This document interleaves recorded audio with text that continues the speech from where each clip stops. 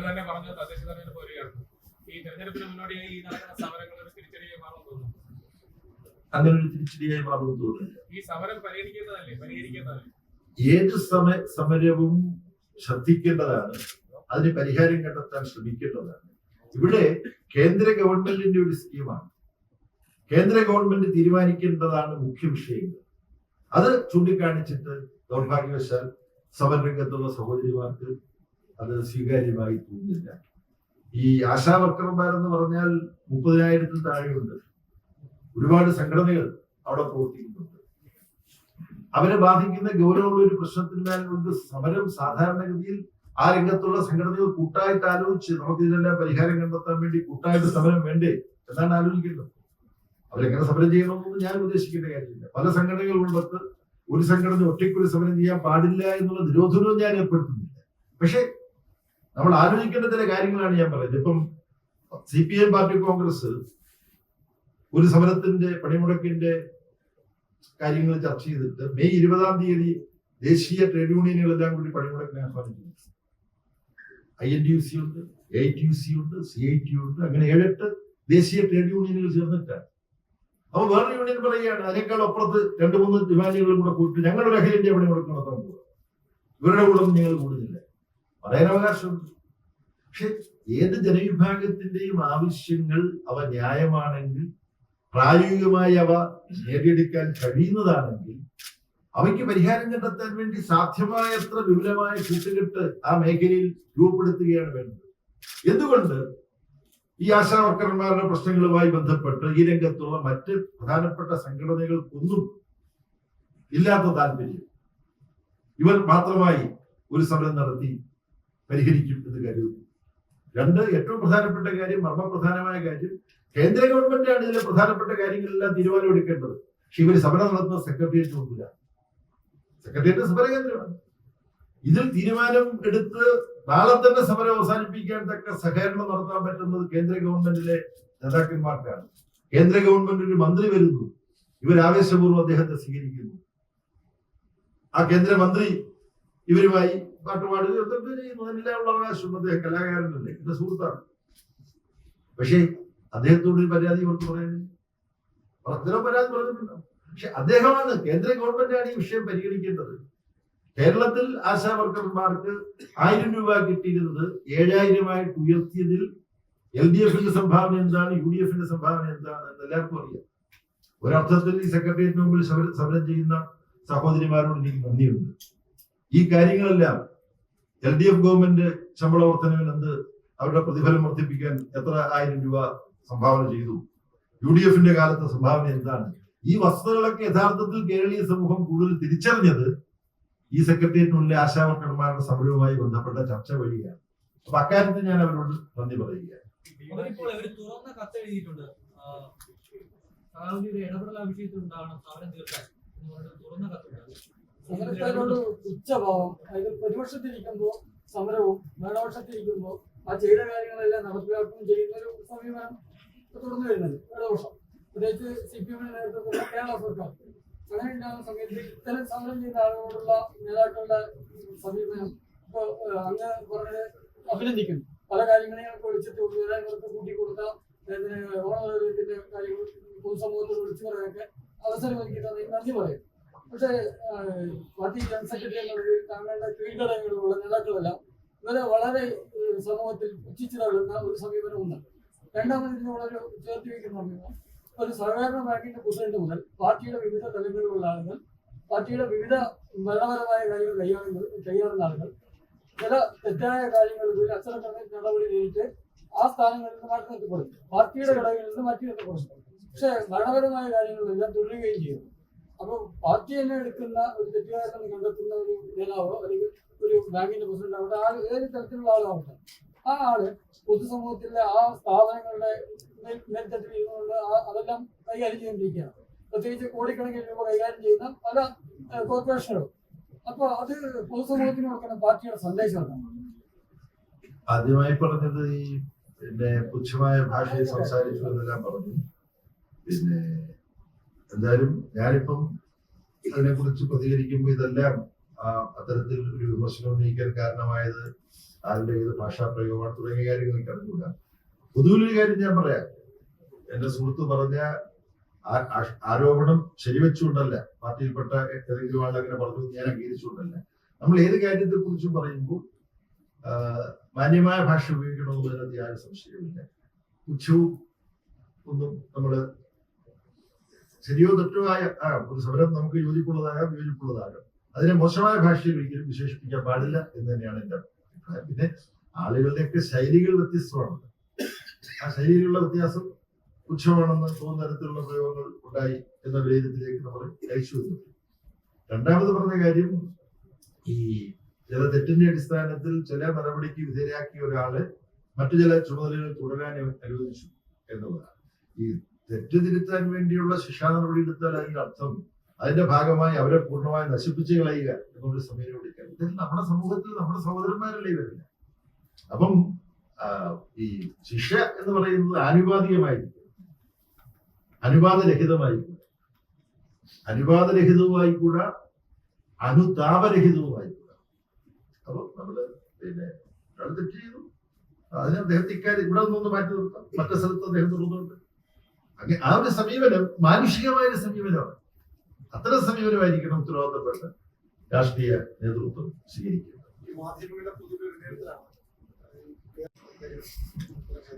ഇതില് നമ്മുടെ പൊതുസമൂഹം ഇത്തരം കാര്യങ്ങളിൽ ചില സങ്കല്പനങ്ങൾ അവതരിപ്പിക്കാറുണ്ട്.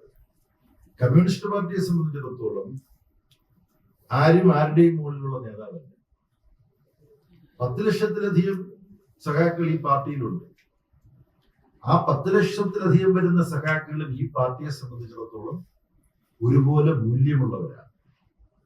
എന്നാൽ ഈ ഒരുപോലെ മൂല്യമുള്ളവർ വിവിധ തലങ്ങളിൽ വ്യത്യസ്ത ഉത്തരവാദിത്വങ്ങളിൽ പ്രവർത്തിച്ചുകൊണ്ടിരിക്കുമ്പോൾ അവരുടെ പ്രവർത്തനത്തിലൂടെ അവരുടെ ജീവിതത്തിലൂടെ അവർ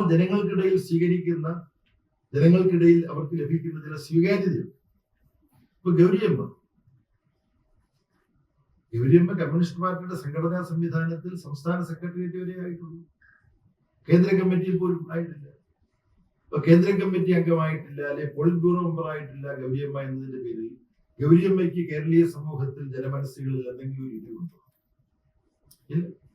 കുറച്ചുകാലം ഗൗരിയമ്മ പാർട്ടിയുമായിട്ട് ബന്ധമില്ലാതെ അകന്നു നിന്നു, എതിർത്തു നിന്നു. പിന്നീട് പാർട്ടിയിലേക്ക് തിരിച്ചു വന്നു. ഞാനുമൊക്കെ ആയിട്ട് എല്ലാവരുമായിട്ടും നല്ല സൗഹൃദമായി. വിജയേട്ടൻ പിന്നെ അവിടെ പിണറായി അവിടെ പോയിട്ടുണ്ട് ഗൗരിയമ്മയെ ആദരിക്കാൻ വേണ്ടി. അപ്പൊ നമ്മുടെ മുമ്പിൽ ഇതുപോലെ ഒരുപാട് ഉദാഹരണങ്ങളുണ്ട്. അപ്പൊ ചില സഖാക്കൾ അത് വ്യത്യസ്ത പാർട്ടികളിൽ ചിലർ അവരുടെ സംഭാവനകളിലൂടെ, അവരുടെ ജീവിതത്തിലൂടെ, അവരുടെ പ്രവർത്തനത്തിലൂടെ ജനങ്ങളുടെ ഹൃദയത്തിലേക്ക് ഒരു ഇരിപ്പിടം നേടും. അപ്പൊ അതിൽ പാർട്ടിയിൽ എന്തെങ്കിലും സ്ഥാനമുണ്ടോ, പദവിയുണ്ടോ, അത് മുകളിലാണോ കീഴിലാണോ നോക്കിയിട്ടല്ല. അതാണ് ഇത്തരം കാര്യങ്ങളെ കുറിച്ച്. കമ്മ്യൂണിസ്റ്റ് പാർട്ടിയെ സംബന്ധിച്ചിടത്തോളം വ്യത്യസ്ത ഘടകങ്ങളുണ്ട്. ആ വ്യത്യസ്ത ഘടകങ്ങളിൽ ഓരോരുത്തരും പ്രവർത്തിക്കേണ്ടി വരും. ആ ഏതെങ്കിലും ഒരു ഘടകത്തിൽ ഒരാൾ എത്തിയപ്പോൾ അദ്ദേഹം മറ്റെല്ലാവരുടെയും മുകളിലായി എന്ന തരത്തിൽ കരുതേണ്ടതില്ല. ജനങ്ങൾ ആളുകളെ പരാമർശിക്കാൻ വേണ്ടി പല പ്രയോഗങ്ങളും നടത്തിയെന്ന് വരും. അപ്പൊ ആ പ്രയോഗങ്ങൾക്ക് മറുപടിയായി ഇപ്പോ കേരളത്തിന്റെ ക്യാപ്റ്റൻ ആണ് പിണറായി വിജയൻ എന്ന തരത്തിലുള്ള പരാമർശം ഇങ്ങനെ ജനങ്ങൾക്കിടയിൽ ഉയർന്നു പൊതുവിൽ സ്വീകരിക്കപ്പെട്ടു. അപ്പൊ ഇപ്പം മധുരയിൽ വെച്ച് പാർട്ടി കോൺഗ്രസ് കഴിഞ്ഞു. ജനറൽ സെക്രട്ടറി തെരഞ്ഞെടുക്കപ്പെട്ട് കഴിഞ്ഞപ്പോ ഒരു പത്രത്തിന് തോന്നിയ പറ്റിയ സമയമാണ് കാഴ്ച. എന്ത് ചെയ്തു? എന്റെ പേരിന്റെ കൂടെ ഈ വിശേഷണം എനിക്ക് അറിഞ്ഞൂടാ, ഞാൻ എല്ലാം കേട്ടില്ലേ, പത്രങ്ങൾ പലതും എനിക്ക് കാണാൻ കഴിയും. അപ്പൊ ഇതെല്ലാം വളരെ കൃത്യമായ ചില ലക്ഷ്യങ്ങളോട് കൂടിയിട്ടുള്ള പത്രവിരുദ്ധന്മാരുടെ ചില ചാതുരിയാണ്. അതാകാം. പക്ഷേ പിണറായി വിജയൻ ഇന്ത്യയിലെ കമ്മ്യൂണിസ്റ്റ് മാർക്സിസ്റ്റ് പാർട്ടിയിലെ ഇന്നത്തെ ഏറ്റവും തലമുതിർന്ന നേതാവാണ്. PB-യിലെയും കേന്ദ്ര കമ്മിറ്റിയിലെയും ഏറ്റവും ഉയർന്ന സ്ഥാനത്തിരിക്കുന്നയാൾ പിണറായി വിജയൻ. പ്രായം കൊണ്ടും അനുഭവ സമ്പത്ത് കൊണ്ടും ജനങ്ങൾക്കിടയിൽ സ്വീകാര്യത കൊണ്ടും. പിണറായി വിജയനെ കുറിച്ച് പല വിമർശനങ്ങളും ഒക്കെ ഉയർന്നു വന്നിരുന്നു. പലതരത്തിലുള്ള വിമർശനങ്ങൾ, പല കോണിൽ നിന്നും വിമർശനങ്ങൾ ഉയർന്നു വന്നിരുന്നു. നിങ്ങളിത് ചർച്ചയാക്കിയതെന്ന് ഞാൻ പറയാം. എന്നാൽ എന്നാൽ പ്രകൃതിക്ഷോഭങ്ങളും പ്രളയങ്ങളും കാര്യങ്ങളും എല്ലാം വന്നു. അത് കൈകാര്യം ചെയ്യുകയും കോവിഡിന്റെ കാലം മുതലാണ് ഓരോ ദിവസത്തെയും കാര്യങ്ങളെല്ലാം അദ്ദേഹം പത്രസമ്മേളനത്തിലൂടെ വിശദീകരിക്കാൻ കഴിഞ്ഞു. അതെല്ലാം കഴിഞ്ഞപ്പോൾ നമ്മുടെ വീട്ടിൽ കുടുംബത്തിലൊരു കാരണവരുണ്ടെങ്കിൽ ആ കാരണവരെ എങ്ങനെയാണോ കാണുക, അതുപോലെ കേരളീയ സമൂഹത്തിന്റെ ഒരു കാരണവരായിട്ട് പിണറായി വിജയൻ മാറി. നമ്മുടെ കൺമുമ്പിൽ, നിങ്ങളുടെ എല്ലാം കൺമുമ്പിൽ, എന്റെയും കൺമുമ്പിൽ സംഭവിച്ചതാണ്. അപ്പൊ അത് ഏതെങ്കിലും ഒരു സ്ഥാനത്ത് നിന്ന് മാറ്റുകയോ ഉയർത്തുകയോ താഴ്ത്തുകയോ ചെയ്യുന്നത് കൊണ്ട് ഉണ്ടാകുന്നതോ ഇല്ലാതാകുന്നതോ അല്ല. തനിക്ക് കിട്ടിയ ചുമതല, മുഖ്യമന്ത്രി എന്നുള്ള ചുമതല ഉണ്ടായിരുന്നത് കൊണ്ടാണ് ആ ചുമതലയുടെ നിർവഹണത്തിന്റെ ഭാഗമായി അദ്ദേഹം ഈ കാര്യങ്ങളെല്ലാം കൈകാര്യം ചെയ്തു. അതിനെ കേരളീയ സമൂഹം സ്വീകരിച്ചു. നിങ്ങളുടെ അറിവിലേക്ക് വേണ്ടി പറയാം, എന്നോടുള്ള സ്വാതന്ത്ര്യം കൊണ്ട് പിണറായിയെ പല കാര്യങ്ങളിലും വിമർശിച്ചിരുന്ന ഒരാള് ഈ സംഭവം എല്ലാം കഴിഞ്ഞിട്ട് പറഞ്ഞാൽ നിങ്ങൾക്ക് മനസ്സിലാവുന്ന ഒരാളാണ്. ഇതെല്ലാം കഴിഞ്ഞപ്പോൾ എന്നെടുത്ത് പറഞ്ഞു, നിങ്ങളുടെ പിണറായി വിജയനെ ഞാൻ സമ്മതിച്ചു തന്നിട്ട് എങ്ങനെയാണ് ഈ പ്രതിസന്ധിയുടെ കാലഘട്ടം അദ്ദേഹം കൈകാര്യം. അതൊരു നേതൃത്വ പാഠവുമാണ്. ആ നേതൃത്വ പാഠവും അദ്ദേഹത്തിനുണ്ട്. അതുകൊണ്ടാണ് അദ്ദേഹത്തിന് എക്സംഷൻ കൊടുത്തുകൊണ്ട് കഴിഞ്ഞ തവണ പോളിറ്റ് ബ്യൂറോയിൽ അദ്ദേഹം തുറന്നത്, ഇത്തവണയിലും പോളിറ്റ് ബ്യൂറോയിലും കേന്ദ്ര കമ്മിറ്റിയിൽ തുറന്നത്. അപ്പോൾ ഈ പിണറായി വിജയൻ എന്ന് പറയുന്നു, അദ്ദേഹത്തിന് ഈ നിയമങ്ങളൊന്നും ബാധകമല്ല, അദ്ദേഹത്തിന് നിങ്ങൾ എക്സംഷൻ കൊടുക്കുകയാണ് എന്ന് നിങ്ങൾ ചിലർ പ്രചരിപ്പിക്കുന്നുണ്ട്. അത് അസത്യമാണ്. തീർന്നില്ല, അരമിനിറ്റും കൂടെ ക്ഷമിക്കും. PK ശ്രീമതി ടീച്ചർ കേന്ദ്ര തലത്തിൽ മഹിളാ അസോസിയേഷനിൽ പ്രവർത്തിക്കുന്നതിന്റെ, മഹിളാ അസോസിയേഷന്റെ പ്രവർത്തനത്തിന് നേതൃത്വം കൊടുക്കുന്നതിൽ ശ്രീമതി ടീച്ചറുടെ സംഭാവനകൾ പരിഗണിച്ചുകൊണ്ട് പ്രായ നിബന്ധന ഇളവ് വരുത്തിക്കൊണ്ട് PK ശ്രീമതി ടീച്ചർക്ക് അംഗത്വം കൊടുത്തിട്ടുണ്ട് കേന്ദ്ര കമ്മിറ്റി. മണിക് സർക്കാർ പ്രായ നിയന്ത്രണം വെച്ച് ത്രിപുര സംസ്ഥാന കമ്മിറ്റിയിൽ നിന്ന് ഒഴിവാവേണ്ട ആളാണ്. പക്ഷേ മണിക് സർക്കാരിന് ഇളവ് അനുവദിച്ചുകൊണ്ട് ത്രിപുര സംസ്ഥാന കമ്മിറ്റിയിൽ മണിക് സർക്കാർ പ്രവർത്തിക്കുകയാണ്. ഈ സത്യം അറിയാതെയോ നിങ്ങൾ പറയുന്നില്ല പിണറായി വിജയൻ മാത്രമാണെന്ന്. അല്ലേ? തീർന്നിട്ടില്ല. തരിഗാമി ജമ്മു കാശ്മീരിൽ നിന്നുള്ള കേന്ദ്ര കമ്മിറ്റിയും അവിടുത്തെ MLA പ്രായത്തിന്റെ അടിസ്ഥാനത്തിൽ അദ്ദേഹം കേന്ദ്ര കമ്മിറ്റിയിൽ നിന്ന് ഒഴിയേണ്ടതാണ്. അദ്ദേഹത്തിന് ഇളവ് കൊടുത്തിട്ടുണ്ട്. അപ്പൊ ത്രിപുരയിൽ മണിക് സർക്കാരിന് ഇളവ് കൊടുത്തിട്ടുണ്ട്. കേന്ദ്ര കമ്മിറ്റിയിൽ PK ശ്രീമതിക്ക് ഇളവ് കൊടുത്തിട്ടുണ്ട്. തരിഗാമിക്ക് ഇളവ് കൊടുത്തിട്ടുണ്ട്. CCയിലും BBയിലും പിണറായി വിജയന് ഇളവ് കൊടുത്തിട്ടുണ്ട്. പക്ഷെ നിങ്ങൾ ഒറ്റയാളെ കാണുകയുള്ളൂ, പിണറായി വിജയൻ. പാർട്ടിയുടെ ക്യാപ്റ്റൻ എന്നുള്ള വിശേഷണം MMVB സ്വീകരിക്കുന്നില്ല, അത് പിണറായി വിജയന് മാത്രമുള്ളതാണ് എന്നാണ് പറഞ്ഞത്.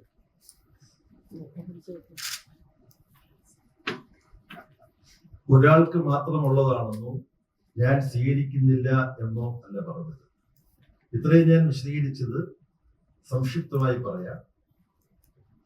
പൊതുപ്രവർത്തകരായി വരുന്ന ചില ആളുകൾ ഔപചാരികമായോ അനൗപചാരികമായോ നൽകപ്പെടുന്ന ഉത്തരവാദിത്വ സ്ഥാനത്തിന്റെ പേരോ അല്ലെങ്കിൽ വിശേഷണങ്ങളോ ഒക്കെ അപ്രസക്തമാക്കിക്കൊണ്ട് ജനങ്ങളുടെ ഹൃദയങ്ങളിൽ വളരും. അതിനാദ്യം ഞാൻ ഗൗരിയമ്മയുടെ ഉദാഹരണം പറഞ്ഞു. പിന്നീട് ഞാൻ പറഞ്ഞത് നമ്മുടെ കൺമുമ്പിൽ തന്നെ പിണറായി വിജയന്റെ കാര്യത്തിൽ സംഭവിച്ചതാണ്. അദ്ദേഹത്തിന്റെ ഒരു പിടി വിമർശകരുണ്ടായിരുന്നു. അത്തരത്തിലുള്ള ചില വിമർശകർക്ക് തന്നെ പിണറായി വിജയൻ സ്വീകാര്യനായി മാറിയെന്നാണ്. അങ്ങനെ മാറുന്നതിന്റെ ഭാഗമായി പല വിശേഷണങ്ങളും വരും. ഉണ്ട്. VS ഇപ്പോഴും നമ്മുടെ കൂടെ ഉണ്ട്. VSനെ ഇവിടെ ഞാൻ വന്നപ്പോ ആദ്യം പോയി കണ്ടത് VSനെയാണ്. പിന്നെ അതെ, VS അത് യഥാർത്ഥത്തിൽ VSന്റെ കാര്യവും പറയാവുന്നതാണ്, നയനാരുടെ കാര്യവും പറയാവുന്നതാണ്. ഇതൊക്കെ അടുത്തുണ്ടായിരുന്നവരാണ്. VSന്റെ കാര്യം നിശ്ചയമായും പറയേണ്ടത് തന്നെയാണ്. അപ്പോ അല്ല, അതിൽ പാർട്ടിക്ക് വളരെ വ്യക്തമായ കാഴ്ചപ്പാടുണ്ട്. ഒരാളിന്റെയും വ്യക്തിപൂജ ഈ പാർട്ടിയിൽ എത്ര മഹാനായി വളർന്നാലും, ഇപ്പൊ EMS നമ്പൂതിരിപ്പാട് നമ്മുടെ കൺമുമ്പിൽ മഹാനായി വളർന്ന ഒരു വ്യക്തിയാണ്. ആധുനിക കേരളത്തിന്റെ ശില്പി എന്ന് ശ്രീനാരായണ ഗുരു നവോത്ഥാനത്തിന്റെ ശില്പി. അയ്യങ്കാളിക്ക് അതുപോലെ ഒരു പങ്കാളിത്തം. അതുപോലെ EMS നമ്മുടെ കൺമുമ്പിൽ വളർന്ന വലിയ നേതാവ്. AKG നമ്മുടെ കൺമുമ്പിൽ വളർന്ന വലിയ നേതാവാണ്. പക്ഷെ ഇവർക്കൊന്നും അപ്രമാദിത്വം പാർട്ടി അനുവദിച്ചിട്ടില്ല. EMS ആണെങ്കിൽ അദ്ദേഹത്തിന്റെ പ്രസംഗങ്ങളിൽ അദ്ദേഹം പറഞ്ഞിട്ടുണ്ട്, എനിക്ക് തെറ്റുകൾ പറ്റിയിട്ടുണ്ട്, അതിന് എന്റെ പേരിൽ പാർട്ടി നടപടി എടുത്തിട്ടുണ്ട്. അത് VS നും പിണറായിക്കും ബാധകമാണല്ലോ, അവരുടെ പേരിലും പാർട്ടി നടപടി എടുത്തിട്ടുണ്ടല്ലോ. അപ്പൊ അതാണ് കമ്മ്യൂണിസ്റ്റ് പാർട്ടി, അത് നിങ്ങൾ കൊടുത്താൽ മാത്രം മതി. ജയരാജന്റെ പിന്നെ അല്ല, ഈ വ്യക്തിയുമായി ബന്ധപ്പെട്ട കാര്യങ്ങൾ നമുക്ക് ഇവിടെ വെച്ചൊന്ന് അവസാനിപ്പിച്ചിട്ട് അടുത്ത വേറൊരു വിഷയത്തിലേക്ക് കടന്നുകൂടെ? പറഞ്ഞത് ക്ലാരിഫൈ ചെയ്യാൻ വേണ്ടിയാണ്. ഓ, പിന്നെ ജയരാജന്റെ ചെന്താരകം വിളി വ്യക്തിപൂജയാവുകയും പിണറായി വിജയന്റെ ക്യാപ്റ്റൻ വിളി വ്യക്തിപൂജ ആവുകയും ചെയ്തില്ല. അതെന്തുകൊണ്ടാണ് അങ്ങനെ സംഭവിക്കുന്നത്? അല്ല, ഈ പിന്നെ പി ജയരാജനുമായി ബന്ധപ്പെട്ട കാര്യമാണല്ലോ, പിണറായിയുമായി ബന്ധപ്പെട്ട കാര്യങ്ങളിലാണ് നമ്മൾ സംസാരിച്ച് ഏറെക്കുറെ ഒരു പൊതു അഭിപ്രായ സമന്വയത്തിൽ എത്തിയത്. പി ജയരാജനുമായിട്ട് ബന്ധപ്പെട്ട് ജയരാജന് അവിടെ ഒരുപാട് ആരാധകരുണ്ട്. പി ജയരാജൻ എന്ന് പറഞ്ഞാൽ ഞങ്ങൾ ഒരുമിച്ച് പ്രവർത്തിച്ചവരാണ്. എനിക്ക് ഏറ്റവും അടിയന്തരാവസ്ഥ കാലത്ത് പാർട്ടിയുടെ പിന്നെ പ്രവർത്തകനായിരുന്നു. SFIയുടെ കണ്ണൂർ ജില്ലാ സെക്രട്ടറിയാണ് പി ജയരാജൻ. അടിയന്തരാവസ്ഥ അപ്പൊ രഹസ്യ മീറ്റിങ്ങിലൊക്കെ നിങ്ങൾ പങ്കെടുത്തിട്ടുണ്ട് ഒരുമിച്ച് പുറത്തായിരുന്ന സമയത്ത്. പക്ഷേ ജീവിച്ചിരിക്കുന്ന ഒരു അത്ഭുതമാണ് പി ജയരാജൻ. അദ്ദേഹത്തെ തുണ്ടം തുണ്ടം വെട്ടി കയ്യെ ശരീരഭാഗങ്ങളൊക്കെ മുറിഞ്ഞുപോയി. അദ്ദേഹത്തെ ഇന്ന് ജീവിച്ചിരിക്കാൻ സഹായിക്കുന്നത് അദ്ദേഹത്തിന്റെ പാർട്ടി. ഈ പാർട്ടി അദ്ദേഹത്തിന് കൊടുത്ത മനക്കരുത്ത്, അദ്ദേഹത്തിന്റെ വ്യക്തിപരമായ ആത്മധൈര്യം, പിന്നെ കണ്ണൂരിലെ സഹകരണ പ്രസ്ഥാനം എന്ന് പറഞ്ഞാൽ എങ്ങനെ സഹകരണ പ്രസ്ഥാനത്തിന് എന്താ ഒരാൾ ജീവൻ രക്ഷിക്കാൻ പറ്റുക? തലശ്ശേരിയിലെ സഹകരണ ആശുപത്രിയിലേക്ക് അപകടമുണ്ടായി കുറെ നിമിഷങ്ങൾക്കുള്ളിൽ അദ്ദേഹത്തെ കൊണ്ടുവന്ന് പ്രാഥമിക ശുശ്രൂഷ കൊടുത്ത് ഒരു ഇന്റൻസീവ് കെയർ യൂണിറ്റ്, ഒരു ആംബുലൻസ് ഇന്റൻസീവ് കെയർ യൂണിറ്റ് ആക്കി മാറ്റി ഡോക്ടർമാരും നഴ്സുമാരും അതിനകത്ത് നിന്ന് രക്തം കൊടുത്ത് മരുന്ന് കൊടുത്ത് അദ്ദേഹത്തെ നേരെ എറണാകുളത്തെ സ്പെഷ്യാലിറ്റി ഹോസ്പിറ്റലിൽ കൊണ്ടുപോകും. ഇത് ഓരോ ഘട്ടവും ഞങ്ങൾക്കറിയാം. ഇതെല്ലാം ഒരുമിച്ച് പ്രവർത്തിച്ചില്ലെങ്കിൽ പി ജയരാജൻ ഇപ്പൊ ജീവിച്ചിരിക്കില്ല. ഇടത്തെ കൈ കൊണ്ടാണ് എഴുതുന്നത്. അപ്പൊ അതുകൊണ്ട് ജനങ്ങൾക്കിടയിൽ കണ്ണൂരിൽ അദ്ദേഹത്തിനോട് വലിയ സ്നേഹമാണ്, വലിയ ആവേശമാണ്. അവര് കണ്ണേ കരളെ എന്നെല്ലാം വിളിക്കും, ചെന്താരം എന്ന് പറഞ്ഞ് വിളിക്കും. അപ്പൊ അങ്ങനെയുള്ള ആരാധന അതിന് കടന്നു പോകുന്നു എന്ന് തോന്നിയപ്പോഴായിരിക്കും പാർട്ടി കമ്മിറ്റി എന്തെങ്കിലും ചൂണ്ടിക്കാണിച്ചിട്ടുണ്ടാകും. പാർട്ടിയുടെ അവസാന വാക്ക് MA ബേബി എന്ന ജനറൽ സെക്രട്ടറിയുടെ ആയിരിക്കും, അതോ ക്യാപ്റ്റൻ? പാർട്ടിയുടെ അവസാന വാക്ക് ഏത് ഘടകമാണോ ഒരു തീരുമാനമെടുക്കാൻ ചർച്ച നടത്തുന്നത്, ആ ഘടകം ഭൂരിപക്ഷ പ്രകാരം എടുക്കുന്ന തീരുമാനമായിരിക്കും പാർട്ടിയുടെ അവസാന വാക്ക്. സുന്ദരീയ EMS തുടങ്ങി AKG പീരാമൂർത്തി വരെയുള്ള 9 പേർ അവര് പാർട്ടി നയിച്ചുകൊണ്ടിരിക്കുമ്പോൾ ഒരു ഘട്ടത്തിലാണ് അവര് തിരിച്ചറിഞ്ഞിട്ട് നമുക്ക് എത്രകാലം ഇങ്ങനെ ജീവിക്കാൻ കഴിയും, അവന് പുതിയൊരു തലമുറ വേണം എന്ന് പറഞ്ഞിട്ട് കേന്ദ്ര കമ്മിറ്റിയിലെ കുറെ പേരെ ക്ഷണിക്കാൻ തീരുമാനിച്ചു. അങ്ങനെ ക്ഷണിക്കപ്പെട്ട ഒരാളാണ് സീതാറാം യെച്ചൂരി. സീതാറാം യെച്ചൂരി എന്റെ കൂടെ SFIയുടെ അഖിലേന്ത്യാ സെന്റർ പ്രവർത്തിച്ചയാണ്. ഞാൻ പ്രസിഡന്റാണ്, നേപ്പാൾ ഭട്ടാചാര്യ ജനറൽ സെക്രട്ടറിയാണ്, സീതാറാം യെച്ചൂരി ജോയിന്റ് സെക്രട്ടറിയാണ്. അപ്പം ഞങ്ങളുടെ സംഘടനാപരമായ തലം വെച്ച് നോക്കിയാൽ വേണമെങ്കിൽ പറയാം എന്നെക്കാളും 2 വയസ്സ് സീതാറാമിന് കൂടുതലുണ്ട്. പക്ഷെ സംഘടനാപരമായി ഞാൻ ജില്ലാ കമ്മിറ്റി മെമ്പറും കൊല്ലത്ത് ജില്ലാ കമ്മിറ്റി മെമ്പറും സ്റ്റേറ്റ് കമ്മിറ്റി മെമ്പറും ആയിരിക്കുമ്പോൾ ഡൽഹിയിലെ ഒരു ബ്രാഞ്ചിലാണ് സീതാറാം യെച്ചൂരി പ്രവർത്തിക്കുന്നത്. നിങ്ങൾ സംഘടനാപരമായി ചോദ്യം ചോദിച്ചുകൊണ്ട് ഞാൻ പറയാം. പക്ഷെ പാർട്ടിയുടെ അഖിലേന്ത്യാ നേതൃത്വത്തിന് മനസ്സിലായി ഇപ്പൊ ബ്രാഞ്ചിൽ പ്രവർത്തിച്ചുകൊണ്ടിരിക്കുന്ന സീതാറാം യെച്ചൂരി അദ്ദേഹത്തിന്റെ അറിവ്, അദ്ദേഹത്തിന്റെ കഴിവ്, ഇത് പാർട്ടിയുടെ ഭാവിക്ക് ഒരു വാഗ്ദാനമാണ്. കേന്ദ്ര കമ്മിറ്റിയിലെ SRPയോടും രവീന്ദ്രനാഥിനോടും MM ലോറൻസിനോടും ഒപ്പം അവരൊക്കെ എത്രയോ കാലം ഇവിടെ പ്രവർത്തിച്ച് പരിണതപക്ഷരായ ആളുകളാണ്. സ്റ്റേറ്റ് സെക്രട്ടറിയുടെ ഭാഗം പ്രവർത്തിച്ചവരാണ് കേരളത്തിൽ. 10,000 ലക്ഷക്കണക്കിന് മെമ്പർഷിപ്പുള്ള കേരളത്തിൽ. അവരുടെ കൂട്ടത്തിൽ കേന്ദ്ര കമ്മിറ്റിയിലേക്ക് സ്ഥിരം ക്ഷണിതാവായി എടുത്തിയ ഒരാളാണ് സീതാറാം യെച്ചൂരി. ബ്രാഞ്ചിൽ നിന്ന് നേരിട്ടാണ്. പിൻവാതിൽ പ്രവേശനമാണോ? ആ സഖാവ് ഇന്ത്യയിലെ കമ്മ്യൂണിസ്റ്റ് പ്രസ്ഥാനത്തിന്റെ ഏറ്റവും എക്കാലം ഓർമ്മിക്കുന്ന വലിയ നേതാവായിട്ട് മാറി. പ്രകാശ് കാരാട്ട് ഒഴിയുമ്പോൾ അദ്ദേഹം അല്ലേ വന്നത്. അപ്പൊ കമ്മ്യൂണിസ്റ്റ് പാർട്ടി ഇത്തരം കാര്യങ്ങളിൽ ആലോചിച്ചാൽ കുറ്റബോധം തോന്നുന്ന ഒരു തീരുമാനം എടുക്കില്ല. വളരെ ശരിയായ തീരുമാനമാണ് എടുക്കുന്നത്. അതുകൊണ്ട് പിൻവാതിൽ നിന്ന് ഇന്നത്തെ ആളുകൾ ലക്ഷ്യം വെച്ച് സേവ പറഞ്ഞെങ്കിൽ, അങ്ങനെയാണെങ്കിൽ സമീപകാലത്ത് പാർട്ടിയിലുണ്ടായ ഏറ്റവും വലിയ പിൻവാതിൽ കടന്നു സീതാറാമാണ്. പക്ഷെ അദ്ദേഹത്തിന്റെ കഴിവിനെയും പ്രാഗൽഭ്യത്തെയും കുറിച്ച് നിങ്ങളാണ് എനിക്ക് പറഞ്ഞു തന്നുകൊണ്ടിരിക്കുന്നത്. എത്ര വലിയ നേതൃത്വമാണ്. രാഹുൽ ഗാന്ധി വന്നിട്ട് പറഞ്ഞു, സീതാറാം യെച്ചൂരിയുടെ അനുശോചന യോഗത്തിൽ ഞങ്ങളെല്ലാം ഇരിക്കുമ്പോൾ കേട്ടോണ്ടിരിക്കുമ്പോൾ രാഹുൽ ഗാന്ധി പറഞ്ഞു, ഇന്ത്യ ബ്ലോക്കിന്റെ ആർക്കിടെക്റ്റുകളിൽ ഒരാളാണ് സീതാറാം യെച്ചൂരി. അത് സത്യമാണ്. പക്ഷെ അത് സീതാറാം യെച്ചൂരി ആർക്കിടെക്റ്റുകളിൽ ഒരാളായത് CPIM-ന്റെ പോളിംഗ് ബ്യൂറോ തീരുമാനിച്ചതുകൊണ്ടാണെന്ന് രാഹുൽ ഗാന്ധിക്ക് അറിഞ്ഞുകൂടാ. അതറിയാത്തത് എന്താണെന്ന് എനിക്കറിയില്ല. ചിലപ്പോൾ അദ്ദേഹം തീരുമാനിക്കുന്നെല്ലാം കോൺഗ്രസിന്റെ തീരുമാനമായി മാറുന്നതുകൊണ്ടാണോ അല്ലയൊന്നും അറിഞ്ഞുകൂടാ. എന്തായാലും അദ്ദേഹം അങ്ങനെ പറഞ്ഞു. അപ്പൊ അങ്ങനെ അംഗീകാരം നേടിയ Sitaram Yechury branch, LC, area committee, ജില്ലാ കമ്മിറ്റി, സ്റ്റേറ്റ് കമ്മിറ്റി അങ്ങനെ വന്ന ആളല്ല. അപ്പൊ കമ്മ്യൂണിസ്റ്റ് പാർട്ടിയുടെ നേതൃത്വത്തിൽ ഇന്റർനാഷണൽ കമ്മ്യൂണിസ്റ്റ് മൂവ്മെന്റ് ചരിത്രത്തിൽ എന്ന് പറയാൻ പറ്റും. ട്രോട്സ്കി, ലിയോൺ ട്രോട്സ്കി, പിന്നീട് അദ്ദേഹത്തെ കുറിച്ച് പല വിമർശനങ്ങളുണ്ട്. പക്ഷേ റഷ്യൻ വിപ്ലവത്തിന്റെ ഏറ്റവും വലിയ നേതാക്കന്മാരിൽ ഒരാളായിരുന്നു. ലെനിൻ കഴിഞ്ഞാൽ ഏറ്റവും പ്രധാനപ്പെട്ട സ്ഥാനമുള്ള ഒരാളായിരുന്നു ലിയോൺ ട്രോട്സ്കി. കണ്ടന്റ് ലെനിൻ അദ്ദേഹമായിട്ട് ഏതാനും മണിക്കൂറുകൾ സംസാരിച്ചു കഴിഞ്ഞപ്പോൾ തന്നെ ഈ പാർട്ടിയുടെ വലിയ വാഗ്ദാനമാണെന്ന് ലെനിൻ മനസ്സിലാക്കി. പക്ഷേ ബോൾഷെവിക് പാർട്ടിയുടെ പ്രധാന നേതൃത്വത്തിന്റെ ഭാഗമായിട്ട് ട്രോട്സ്കി ഉൾക്കൊള്ളിക്കുകയാണ് ചെയ്തത്. അങ്ങനെ ഒരുപാട് ചരിത്രങ്ങളുണ്ട് കമ്മ്യൂണിസ്റ്റ് നേതാക്കന്മാരുടെ വളർച്ച സംബന്ധിച്ച്. ചെഗുവേര, ഫിഡൽ കാസ്ട്രോ മെക്സിക്കോയിൽ വെച്ച് കാണുന്നു. അല്പസമയം സംസാരിച്ചു കഴിഞ്ഞപ്പോൾ ഫിഡൽ കാസ്ട്രോയ്ക്ക് മനസ്സിലായി അത് നേതൃത്വപരമായ കഴിവാണ്. ചെഗുവേര എഴുതിയിട്ടുണ്ട് അന്ന് മുതലുണ്ടായ സൗഹൃദമാണ് രണ്ടുപേരും തമ്മിൽ. അപ്പൊ അതുകൊണ്ട് പിൻവാതിൽ നിയമനം എന്ന തരത്തിലുള്ള ആശയവും കമ്മ്യൂണിസ്റ്റ് പാർട്ടി ഉന്നയിക്കുന്നത് ശരിയല്ല.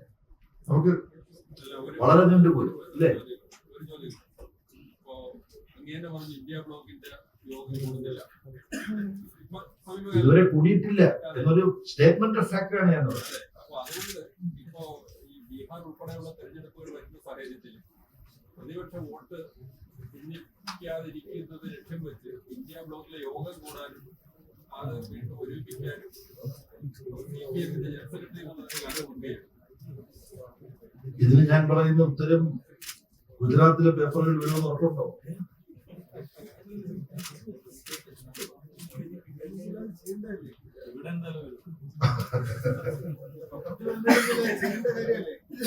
അല്ല, ഇത് പിന്നെ ഇന്ത്യ ബ്ലോക്കിലെ കാര്യങ്ങൾ ഈ കഴിവതും പത്രമാധ്യമങ്ങളിലൂടെ ചർച്ച ചെയ്യേണ്ടതല്ല. ഇന്ത്യ ബ്ലോക്ക് ഒരു രാഷ്ട്രീയമായിട്ട് സഹകരിച്ച് പ്രവർത്തിക്കാൻ ഉദ്ദേശിക്കുന്ന ഒരു ബ്ലോക്കാണ്.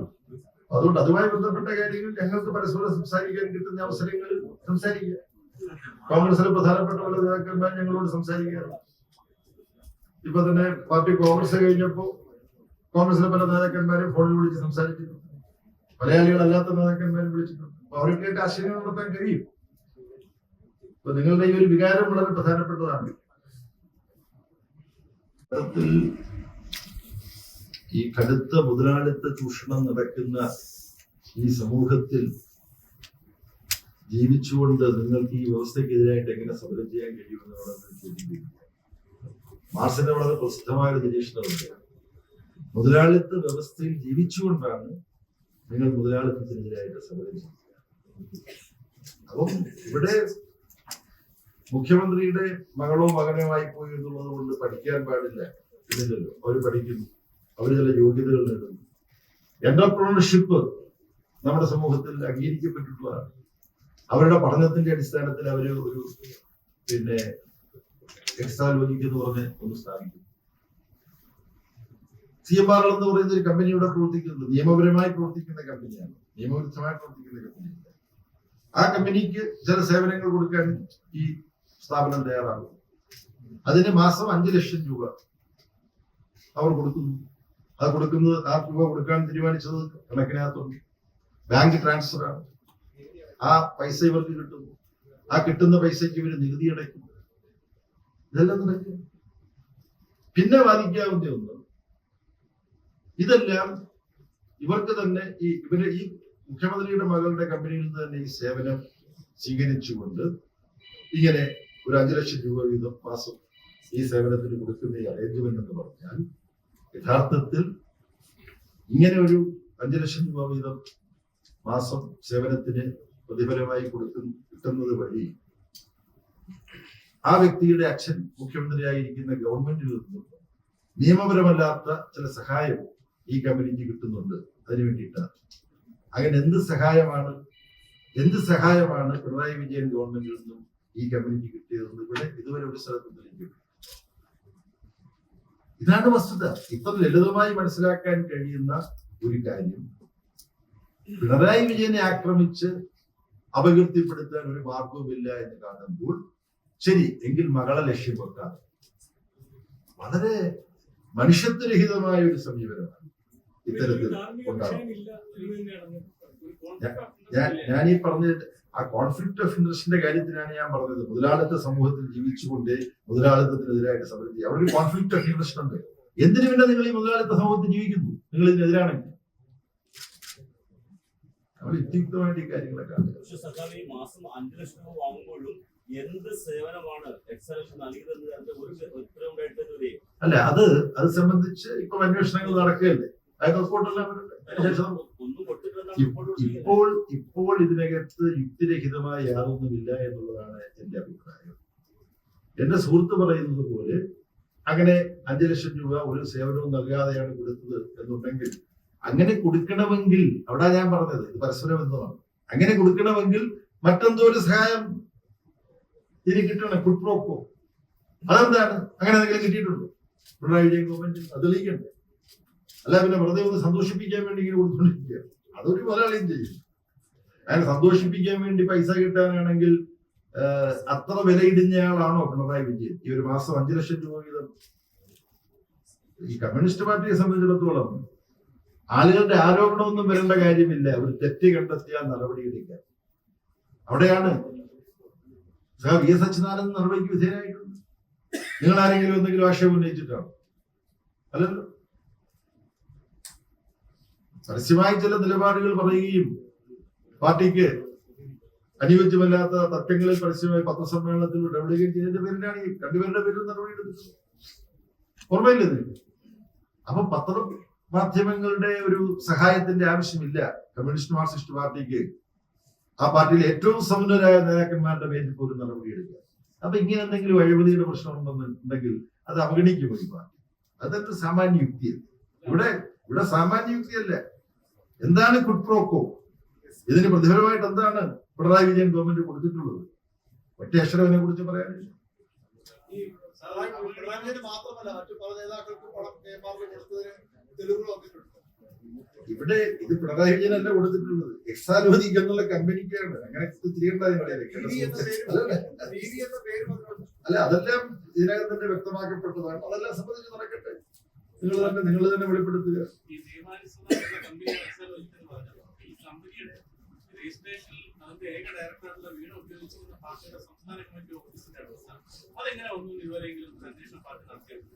ഇതെല്ലാം പലതവണ വിശദീകരിക്കപ്പെട്ട കാര്യങ്ങളാണ്. നമ്മളിപ്പോ പാർട്ടി കോൺഗ്രസിന് ശേഷം ഈ രാജ്യം നേരിടുന്ന പ്രശ്നങ്ങളെ കുറിച്ചും സംസ്ഥാനം നേരിടുന്ന പ്രശ്നങ്ങളെ കുറിച്ചും സംസാരിക്കുന്നത് നിങ്ങൾക്ക് ചിലർക്ക് ഇവിടുള്ള ഏറ്റവും വലിയ പ്രശ്നം എന്താ ഇപ്പൊ ഈ ചർച്ച ചെയ്തുകൊണ്ടിരിക്കുന്നത്. അതിൽ എന്റേതായ വിശദീകരണം മറുപടി പറഞ്ഞു. വീണ്ടും നിങ്ങളുടെ സാമർഥ്യം അനുസരിച്ച് നല്ല നല്ല ചോദ്യങ്ങൾ, അതായത് ഇംഗ്ലീഷിൽ സ്പെഷ്യസ് ആർഗ്യുമെന്റ്സ് എന്ന് പറയും അല്ലേ? അതിൽ സ്പെഷ്യസ് ആർഗ്യുമെന്റ്സ് എന്നൊരു പ്രയോഗം എന്നാൽ കേൾക്കുമ്പോൾ വളരെ യുക്തിഭദ്രവും എന്നാൽ കൂടുതൽ പരിശോധിക്കുമ്പോൾ മറിച്ചും ആയിട്ടുള്ള വാചകങ്ങളാണ്. ഇതിൽ ഇത്രയേ ഉള്ളൂ. ഇങ്ങനെ ഒരു വിഷയം ബുദ്ധി വന്നിരിക്കുന്നു. ഇപ്പൊ അതിനെക്കുറിച്ച് പലതരത്തിലുള്ള അന്വേഷണങ്ങൾ നടക്കുക. ഞാൻ പ്രവർത്തിച്ചിട്ടുള്ള സംഘടനയുടെ പേരിനോട് സാമ്യമുള്ള ഒരു പേരാണ് SFIO അല്ലേ? അതിന്റെ അന്വേഷണം നടന്നുകൊണ്ടിരിക്കുകയാണ്. അന്വേഷണ ഫലം വരട്ടെ. നമ്മളെല്ലാം ഇവിടെ ഉണ്ടെങ്കിൽ നമുക്കൊക്കെ അതിന്റെ അന്വേഷണ ഫലം വരുന്നവരെ ജീവിച്ചിരിക്കാനുള്ള ആയുഭാഗ്യം നമുക്കൊക്കെ ഉണ്ടെങ്കിൽ ആ സമയത്ത് നമുക്ക് ബാക്കി ചർച്ച ചെയ്യാം. അതാണ് ചില വാർത്തകളൊക്കെ പുറത്ത് SFIO എന്ന ആൾക്കാര്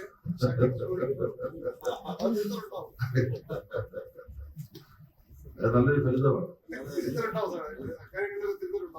അല്ല, അത് അതിന്റെ ഷോർട്ട് ഫോം അല്ലേ? കേന്ദ്ര കമ്മിറ്റിയിൽ 5-ാം പ്രാതിനിധ്യം വർദ്ധിപ്പിച്ചല്ലോ.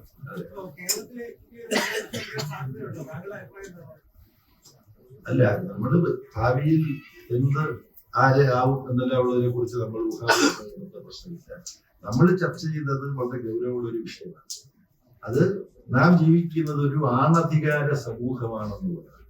അനുപമ ഇപ്പൊ ഇരിക്കുന്നത് അപൂർവമായി മാത്രം സംഭവിക്കുന്ന ഒരു വ്യത്യാസമാണ്. അല്ലെങ്കിൽ ഈ സ്റ്റേജിലൊന്നും വനിതകളുണ്ടാവില്ല അല്ലേ? അതല്ലേ നമ്മുടെ സമൂഹം. നമ്മുടെ എല്ലാം തുണിക്കുള്ളിൽ, തുണിയുടെ താഴെ പുരുഷാധിപത്യ മനോഭാവം. വീട്ടിൽ നമ്മൾ ചെന്ന് കഴിഞ്ഞാൽ ചായ കൊണ്ടുവരാൻ പറഞ്ഞിട്ട് ചായ കുടിച്ചു കഴിഞ്ഞാൽ ആ ഗ്ലാസ് തിരിച്ച് അടുക്കളയിൽ കൊണ്ട് വെക്കത്ത് പോലുമില്ല. ആ ഗ്ലാസ് എടുത്തുകൊണ്ട് വയ്ക്കുമെന്ന്. അപ്പം അതിന് ഒരുപാട് തലങ്ങളുണ്ട് സമൂഹത്തിന്റെ പുരുഷാധിപത്യ സ്വഭാവത്തിൽ. അത് തിരുത്താൻ ബോധപൂർവ്വം ശ്രമിക്കുന്ന ഒരു പാർട്ടിയാണ് CPI.